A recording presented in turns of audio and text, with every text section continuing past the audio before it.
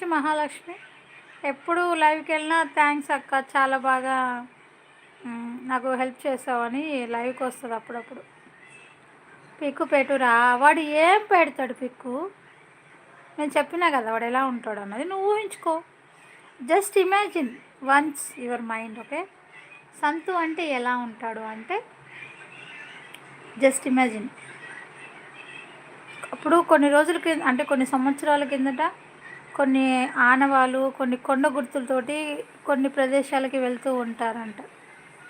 అలాగే సంతుగాడికి కూడా నేను చెప్పిన కొన్ని సూచనలు, సలహాల మేరకు సంతు ఎలా ఉంటాడని ఒక పిక్ ఇమేజిన్ చేసుకోండి.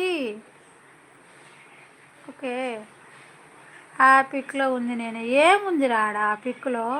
నీ చింపిరి జుట్టు, నీ గడ్డి బావంతా గడ్డము, అదే కదరా ఉంది అక్కడ. ఏముంది రాడా చీకేసిన తొండలాగా?